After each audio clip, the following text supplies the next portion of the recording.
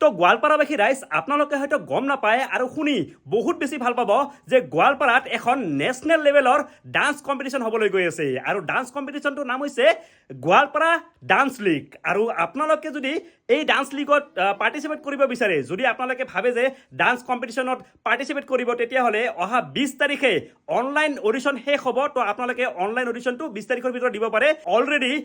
দিল্লী মুম্বাই কলকাতা হায়দৰাবাদ লগতে নৰ্থ ইষ্টৰ বিভিন্ন ঠাইত অডিশ্যন হৈ গৈছে আৰু তেওঁলোকৰ মাজৰ পৰা 200 জন ষ্টুডেণ্ট চিলেক্ট হৈ কিনে আমাৰ গোৱালপাৰাত আহিব গম পাইছে ন মানে চিন্তা কৰক দিল্লী মুম্বাইৰ পৰা ইয়াতে ডান্সাৰসকল আহিব আৰু ইয়াতে ক'ব গ'লে এজন মেইন কোৰিঅ'গ্ৰাফাৰ সোনি টিভিৰ কিবা হয় ন তেখেত আহি আছে বিপুল কানপাল বুলি আপোনালোকে হয়তো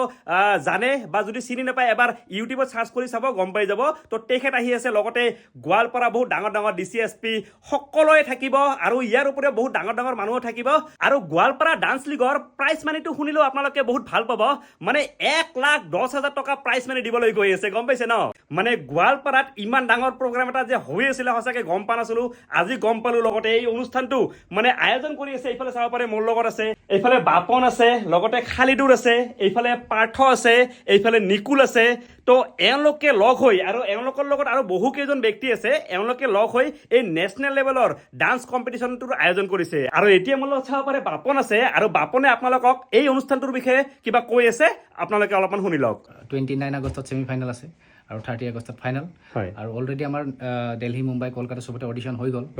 গোৱালপাৰা যিখিনি বাচ্চা আছে আমি এখন ভাল প্লেটফৰ্ম দিব বিচাৰিছোঁ বহুত বছৰৰ প্লেনিঙৰ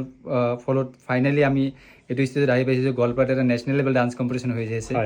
আৰু আমাৰ চেলিব্ৰিটি জাজ থাকিব বিপুল কানৱাল যোনে আৰু কি সোনি টিভিৰ ইণ্ডিয়াজ বেজেঞ্চাৰ কোৰিঅ'গ্ৰাফাৰ হয় তো তেওঁ আহি আছে তো প্লিজ গোৱালপাৰাক ছাপোৰ্ট কৰক কাৰণ গোৱালপাৰাৰ নামটো গোটেই অল ইণ্ডিয়াত যাব লাগে একদম তো নিশ্চয় আপোনালোকে এই অনুষ্ঠানটোক ছাপোৰ্ট কৰক আৰু যদি কোনোবাই স্পনচাৰশ্বিপ ল'ব বিচাৰে তেতিয়াহ'লে এওঁলোকৰ লগত যোগাযোগ কৰিব মই নাম্বাৰটো স্ক্ৰীণত দি আছোঁ কল কৰি কিনে আপোনালোকে ল'ব পাৰিব বহুত ডাঙৰ এটা অনুষ্ঠান হ'বলৈ গৈ আছে আৰু চিন্তা কৰক এনেকুৱা এটা সুযোগ ইমান ডাঙৰ এটা অনুষ্ঠানৰ আপোনালোকে যদি স্পনচাৰশ্বিপ লয় আপোনালোকৰ বিজনেছটো হয়তো বহুত আগবাঢ়ি যাব পাৰে ধন্যবাদ জয় জুবিন দা